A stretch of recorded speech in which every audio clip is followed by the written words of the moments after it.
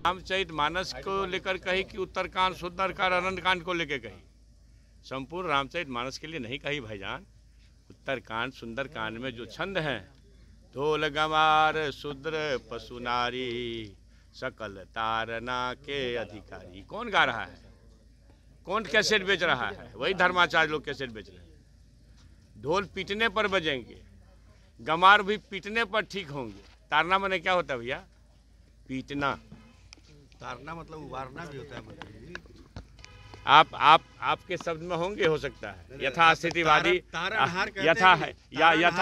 मेरी बात समझ, यथास्थितिवादी। आप ये बताइए कि ढोल गंवार शूद्र पशु नारी सकल तारना के अधिकारी, तो ढोल ही, गंवार ही, शूद्र और पशु नारी ही, द्विज नहीं? इसका मतलब द्विज को तारने की जरूरत नहीं है ना आपके हिसाब से? द्विज को तारने की जरूरत नहीं है भैया। मतलब द्विज पहले से तारे हुए हैं, कमजोर होता आप बात समझिए। आप वही मनुष्य जाता है भगवान के पास, आप मेरी बात सुनिए ना। तो ढोल ही तारने लायक है, ठीक है। ढोल जब तक गंवार ही तारने लायक है। ढोल को जब तक उसके चमड़े को टाइट नहीं कीजिएगा बजेगा नहीं। वही ढोल ही तारने लायक है। गंवार वही वंचित का चमड़ा टाइट करने लायक है। नारी, संपूर्ण नारी जाति का चमड़ा टाइट करने लगा। आप किस बहस में आ गए? आप हमसे इंटरव्यू करने आए हैं कि आप बहस में आए हैं? सो बताइए। अगर बहस करना है तो बहस करिए, फिर धर्माचार्य को बुला के बहस करिए। अब तारना का अर्थ हमको समझा रहे हैं, तारना का अर्थ लोगों को समझाइए। अब बात समझिए। ढोल गंवार शूद्र पशु नारी सकल तारना के अधिकारी, तो मतलब नारी ही क्यों, पुरुष क्यों नहीं तारना के अधिकारी? अगर आप सही हैं कि तारना मतलब होता है, आज भी आप नारी सशक्तिकरण क्यों करते हैं?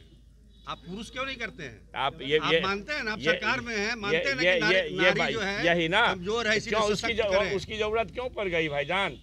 हजारों साल से जिन लोगों ने अपना एकाधिकार रखा, वो आज भी अपने एकाधिकार को सुरक्षित करना चाहता है। इसलिए महागठबंधन सरकार की ये महत्वाकांक्षी योजना है कि नारी को हम सशक्तिकरण करें। अब इसका मतलब क्या हम तारें? बताइए, सशक्तिकरण का मतलब तारना होता है? आप तो लगता है कहीं से द्विजवाद पढ़ के आ गए, हमसे बहस कर रहे हैं। आप बात समझ नहीं, आप समझिए भाई। वही ना, तो भाई पुरुष क्यों नहीं? वेद सुन लेने पर कान में गरम शीशा डाल देने की बात करता हो और उसी बात को उत्तरकांड में दोहराता हो, तो मैं क्या मानूंगा? इसका मतलब ये वैचारिक संघर्ष का विचार है, लड़ाई संघर्ष, वैचारिक संघर्ष है। अभी भी जो यहाँ गुरु गोवलकर ने जो किताब लिखा है बंच ऑफ थॉट, जरा पढ़ डालिए, उसको पढ़ डालिए। आपको लगेगा इसमें वो सारे अंश दिए हुए हैं। तो मेरा ये कहना है कि ऐसे मोहन भागवत थोड़े कह दिए कि शिक्षा से अहंकार बढ़ता है। वो अपने विचारों से उत्प्रेरित है और उसी विचार के वाहक है।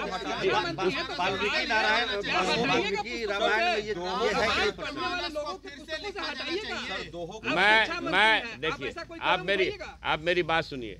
मैं सीधे तौर पर कह रहा हूँ कि उत्तरकांड में जो कहा गया है, जे बरनाधम तेली कुम्हारा सपच किरात कोल कलवारा, भैया जाति का गिनती बता दिया है कि सब अधम जाति के लोग हैं। तेली, कुम्हार, कहार, कोल, कलवार, आदिवासी, दलित, नारी मुई गृह संपत्ति नासी, मुरमुराई होई साहसी। पढ़िए तो भाईजान, कि संपूर्ण नारी जाति के बारे में कहता है कि अगर घर की नारी मरे तो समझो एक चीज मरा है, थिंग, समान। नारी को समान थिंग समझने वाले लोग, इंसान नहीं समझने वाले लोगों पर आपत्ति है। हमको उस विचार पर आपत्ति। अफगानिस्तान में आप मेरी बात सुन लीजिए। आप हिंदुस्तान में घूम रहे हो, अफगानिस्तान में घूम रहे हो? नहीं, क्यों? आप हमारी बात पर करो ना, हम दुनिया की बात क्यों करें? हमारे देश में एक चीज बताओ, 6743 जातियां हैं भारत सरकार के गजट में, और हमारे बेरोजगारों के हमदर्द, युवा आदर्श तेजस्वी जी से आज तक वाली कोई अंजना ओम कश्यप साक्षात्कार कर रही थी। क्या कही? अब तो 48,000 जातियाँ हैं, कैसे गिनती होगी? तो भैंस का, गाय का, बिच्छू का, सांप का, सबका गिनती हो जाएगा भैया। और इंसान का ही गिनती नहीं होगा, जो इस देश में 95-90%, 85% लोग हैं। तो आप समझ लिया आप करना क्या चाहते हैं। क्यों जातीय जनगणना का विरोध हो रहा है? कौन लोग विरोध कर रहे हैं? तो वही यथास्थितिवादी लोग, जिनके खिलाफ संघर्ष है, मनुस्मृति के खिलाफ, रामचरितमानस के उत्तरकांड और सुंदरकांड के उस छंद के खिलाफ, और गुरु गोवलकर के बंच ऑफ थॉट के खिलाफ। तो ये सारी बातें जब आ रही है तो आएगी। हमारा जी काटने का 10 करोड़ भैया किसी को दे दो, कोई तो अमीर हो जाएगा। हम तो जलने वाले लोग हैं। जो जलेगा नहीं वो निखरेगा नहीं। मैं ये कहता हूँ कि जो आपत्तिजनक पंक्ति है, मेरा बस चलेगा तो नहीं रहेगा। सीधी बात। आप शिक्षा मंत्री हैं बिहार में, भैया आपका आप वक्त बात खुला नहीं है, समझिए, प्रोफेसर बात साहब। समझिए। तो क्या इसे आपत्ति ये जो ये धर्माचार्य का काम कर रहे हैं हम अभी? अरे भाई जो धर्माचार्य है वो करे कि भाई ये 90% 85% वंचितों के खिलाफ जो अपमानजनक टिप्पणी है जिस ग्रंथ में, जहाँ पर उस अंश को हटाओ, वो हटाने लायक है, हटना चाहिए। और यहाँ तो रामायण, गीता और कुरान की पढ़ाई नहीं होती है। इस तरह की बातें वोट के किताबों लिए में की तो जा लिखी रही है, ये जाती है कहा ना, जा रहा आदर्श तो पढ़ाए जाते हैं। अच्छा किताबों में लिखी गई, अगर किताब में ये हो, जे वर्णाधम तेली कुम्हारा सपच किरात कोल कलवारा, हटेगा। अधम जात में विद्या पा करके कोई जहरीला हो जाता है, जैसे कि दूध पीने के बाद सांप। अधम जात में विद्या पाए भयहु जथा ही दूध पिलाए, अगर ये अंश होगा तो हटेगा। सर वोट का समय है, 24 के चुनाव नजदीक है, क्या लगता है कि मैंने आपको आश्चर्य है जी, आप वोट गिनने आए हो यहाँ पर? मैं विचार बताने खड़ा हूँ।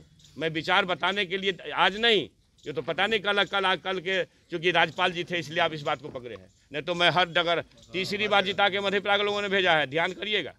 और एक से एक बाहुबली और धनबली वहाँ लड़ रहे थे, सब जमानत जब्त करा के भेजा है लोगों का, और लालू यादव के सिपाही को जिता के भेजा हो, कुछ बात तो होगी ना। मैं ये विचार अपनी छत में चलाते रहता हूँ, इसलिए चिंता मत विजय करो। सिन्हा आपको जेल भेजने की बात कर रहे हैं कि आपके ऊपर मुकदमा होना चाहिए, आप जेल जाइए। आप क्या? विजय सिन्हा कह रहे हैं अरे भैया तो आप मेरी आपको बात जेल कहिए भेजना ना, चाहिए। जिन लोगों ने शहीद जगदेव प्रसाद को गोली मार दिया तो हमको गोली मार दो ना। जेल भेजना तो आसान बात है, जेल से तो फिर भी आ जाएंगे, गोली मार दोगे तो नहीं रहेंगे, लेकिन सीधी आप बात है। अपने बातों पर कायम रहिएगा। मैं जिस रामचरितमानस में जो उत्तरकांड के जो आपत्तिजनक अंश हैं उसके पक्ष में कभी नहीं रहूँगा, उसके खिलाफ लड़ता रहा हूँ, लड़ता रहूँगा। मंत्री जी एक आखिरी सवाल।